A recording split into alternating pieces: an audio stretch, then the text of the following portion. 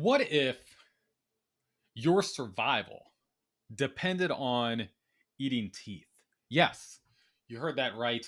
Welcome to a world where addiction is engineered, corporations run the government, and your bones could literally dissolve from the inside out.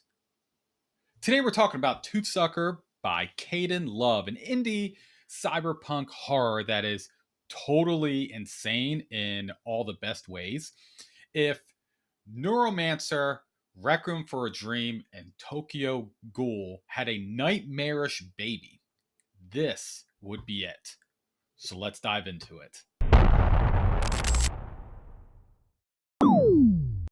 So let's jump into a quick plot summary. Toothsucker centers on PETA, a refugee forcibly implanted with a tech that turns him into something more or less human. Along with a misfit crew, he works for a pharmaceutical overlord named Dylan, who uses them to conduct violent raids on rival companies in a neon lit dystopian ruled by corporate factions. The catch: their implants require human teeth to fuel their abilities. It's grotesque, it's intimate, and it's disturbingly normalized in this world. And as PETA navigates these different missions he gets put on, he begins to lose pieces of himself, not just physically, but mentally and morally. What starts as survival quickly descends into obsession, moral decay, and identity crisis. And the deeper he goes, the more he uncovers about the system that's exploiting him and what he might become because of it. All right, let's go in and jump into the writing style. Kaden Love's writing is a fusion of raw cyberpunk grit and poetic introspection. The narrative is first person, so you get a lot of story filled with PETA's fragmented thoughts, dark humor, and numb observation that makes the horror really more personal. And what makes the writing stand out is how immersive it is. You don't just read the book, you are literally plugged into it. The neurospace, the syndicate, drugs, the urban slang, the playlist PETA uses to drown out his guilt. Everything is a sensory overload that brings the world to life. It doesn't go through and handhold you either. You're dropped into this world with its own rules, terms, and moral decay. But if you commit, the payoff is so intense. Jumping into the themes and tones, Toothsucker explores themes that hit like a freight train. It talks about addiction and dependency, not just with the substance itself, but on identity, connection, validation, and control. There's body horror, especially the implications of modifying the human body with biotech. There's a deep discomfort in the way the characters go through and consume teeth, how their bodies really need it, and how their minds start going through and changing with these addictions. The book goes over corporate dystopia. This isn't just a evil corporation that's bad, it's layered.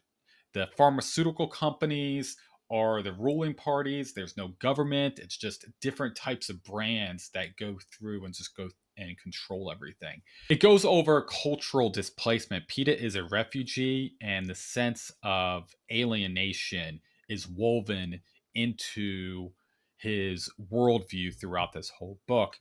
There is a loss of humanity within this themes in this book, physically, mentally, and emotionally. What's left when everything is synthesized?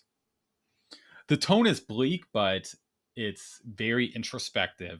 I had a lot of thoughts and questions when I was going through and reading this book. There's a a constant tension between numbness and the emotional overload.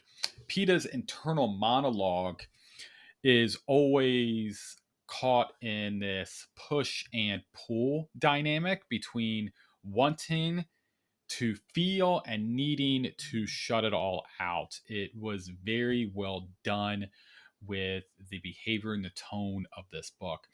Um, there were some pros and cons with this book, so we'll jump in with the pros first. It's incredibly original. I've never read a book where teeth are treated like drugs. It's horrifying, yes, but also bizarrely intimate and brilliant as a metaphor. Hayden did such a great job with the originality and the way it was consumed. This book is very deeply immersive. The slang, the tech, the the build up of this world that feels both futuristic and frightening plausible. They are great. They have great characters in this book. People are chaotic but loyal. The side characters are just as fun as PETA itself. It's amazing character characters in this book. There's a big social commentary from Kaden. There are subtle jabs at the pharmaceutical industry, influencer culture, and the class system, but it never feels too preachy.